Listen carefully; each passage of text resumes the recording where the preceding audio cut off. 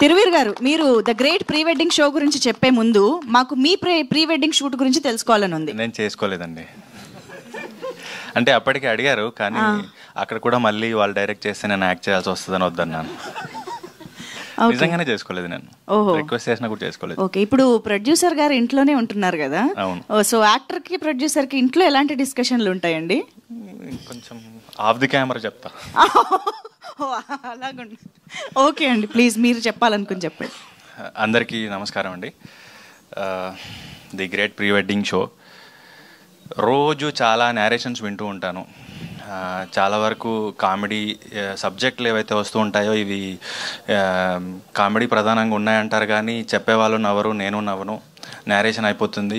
ఇది comedy cinema అన్నారు కదా అని వాళ్ళు వెళ్ళాక డౌట్ వస్తూ ఉంటుంది. అలాంటివి విని విని విని అలసిపోయిన తర్వాత ఒకరోజు వేరే ఫ్రెండ్ సజెస్ట్ చేస్తే ఈ కథ వినాల్సి వచ్చింది. సరే, రోజు వినే 2-3 కథల్లో ఇదొకటి అనుకొని విన్న తర్వాత తను స్టార్ట్ చేసినప్పటి నుంచి కథ అయిపోయే వరకు నవ్వుతూనే ఉన్నాను కుర్చీలో.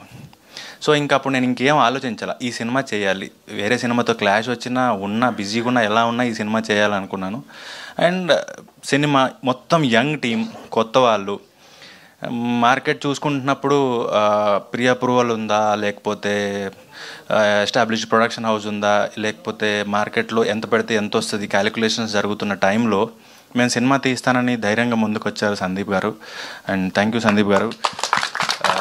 ఒక కొత్త ప్రొడ్యూసరు, కొత్త డైరెక్టర్ని నమ్మి రిస్క్ చేసి ఒక ప్రాజెక్ట్ సెటప్ చేస్తున్నప్పుడు నా వంతుగా నేను ఏం చేయగలుగుతాను ఒక మంచి కథని సపోర్ట్ చేయడానికి అనిపించినప్పుడు నేను రెమ్యూనరేషన్ తీసుకోకుండానే పపెట్ షో అని స్టార్ట్ చేసి అసోసియేట్ అయ్యాను. సో నేనేం ప్రొడ్యూస్ చేయలేదండి, నా డేట్సే ఇన్వెస్ట్ చేశాను. సో అలా అనుకోవచ్చు, కొలాబరేషన్ ఇది. సో ఎవరు దయచేసి నేను ప్రొడ్యూస్ చేస్తానని కథలతో మాత్రం రావద్దే.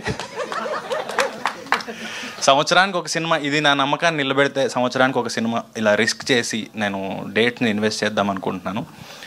అండ్ ఈ సినిమాకి పనిచేసిన వాళ్ళందరూ కూడా సగానికి పైగా నా ఫ్రెండ్సే. జార్జ్ రెడ్డికి పనిచేసినప్పటి నుంచి సురేష్ బొబ్బిలన్నతో పరిచయం ఉంది, సోము ఫ్రెండే, ఆర్ట్ డైరెక్టర్గా పనిచేసిన ఫ్రెండే. అందరినీ ఒక్కొక్కరిని పోగు చేసి, అండ్ నేను నాటకాల రోజుల్లో జోగారావు గారితో, భాషా గారితో వర్క్ చేసిన అనుభవం ఉంది వాళ్ళని తీసుకొని.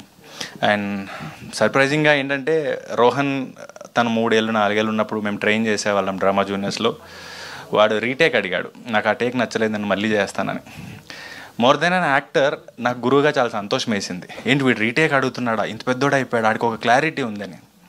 So Rohan, all the best. And ఈ సినిమా గురించి చెప్తే ఎప్పుడు కూడా మేము అరకు వెళ్ళాం, ఇందాక చెప్పినట్టు పిక్నిక్గా. నిజంగానే క్రేన్ వాళ్ళు, కెమెరా వాళ్ళు ఎప్పుడు వీలైతే వాళ్ళు సెపరేట్గా వంటలు చేసుకుని మేము ఈరోజు చేపలు వండుకున్నాం, ఈరోజు చికెన్ వండాం, మీకు ఏమైనా కావాలని అడిగేవాళ్ళు.